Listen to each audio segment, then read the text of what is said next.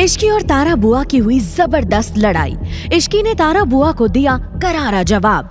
मिशा के पास्ट को लेकर तारा बुआ ने सुनाई मिशा को खरी खोटी और राजवीर ने फोन पर सिंघानिया फैमिली को कुछ ऐसा दिखाया कि सबके पांव तले निकल गई जमीन। आप लोगों को क्या लगा था कि इस घर की सबसे होनहार बेटी खानदान की नाक कटवा देगी और मुझे पता भी नहीं चलेगा?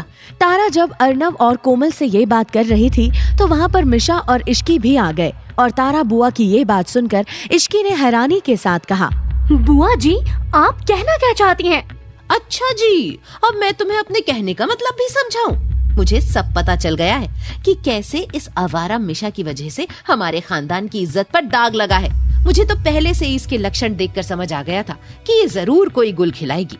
बुआ जी ये सब आप क्या कह रही हैं? जो कुछ भी हुआ उसमें मिशा का कोई दोष नहीं है।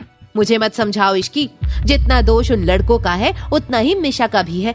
इज्जतदार लड़कियां रातों को लड़कों के साथ नहीं घूमा करती। जब परवरिश ही खराब हो तो यही सब तो होगा ना।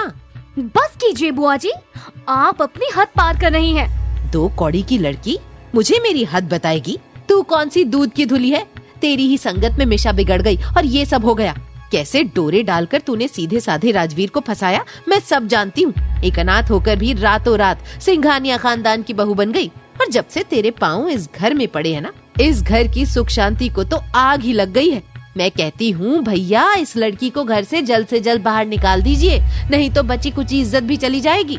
तारा बुआ के मुंह से निकला ये जहर राजवीर सुन चुका था। उसने चिल्लाकर बोला, बस अब एक शब्द और नहीं। बेटा राजवीर, तुम इस आवारा अनाथ लड़की और सौतेली बहन के लिए अपनी सगी बुआ पर चिल्ला रहे हो? शुक्र कीजिए कि मैं अभी सिर्फ चिल्ला रहा हूँ। अगले 2 मिनट में अगर आप इस घर से नहीं निकली तो मैं धक्के मार के आपको निकाल दूंगा। राजवीर ये मत भूलो कि मिशा की माँ यानी कि तुम्हारी सौतेली माँ की वजह से तुम्हारा बचपन बर्बाद हो गया था और जिस इश्की को तुम अपनी बीवी कहते हो वो तुम्हारी जूती के भी लायक नहीं है। तारा की ये बात सुनकर राजवीर और भी आग बबूला हो गया। उसने तारा बुआ से कहा, आप जरा एक बार अपना फोन देखेंगी? तारा बुआ हैरान थी कि अचानक राजवीर ने उन्हें फोन देखने को क्यों कहा है और जैसे ही तारा बुआ ने अपना फोन देखा वो सुन्न पड़ गई और उसकी जुबान पर जैसे ताला लग गया। ये क्या किया तुमने राजवीर? घर के बाकी लोगों ने भी अपना फोन देखा और सभी हिल गए। राजवीर ने कुछ ऐसा कर दिया था जिसके बारे में कोई सपने में भी नहीं सोच सकता था। इससे पहले कि राजवीर से कोई कुछ सवाल करता वो वहाँ से अपने रूम में चला गया। घर में हुए इस तमाशे ने सभी को तोड़ दिया था कि तभी कोमल ने अर्नव से कहा, मुझे लगता है कि अब समय आ चुका है कि राजवीर को वो राज बता दिया जाए जो उससे हमने इतने सालों तक छिपा कर रखा हुआ है। लेकिन क्या राजवीर उस राज को बर्दाश्त कर पाएगा? उसे करना ही होगा। वहीं इश्की और परिवार के सभी लोग बुआ की बातों से बहुत परेशान थे। सिंघानिया हाउस में आज मातम जैसा माहौल था। किसी ने कुछ नहीं खाया था।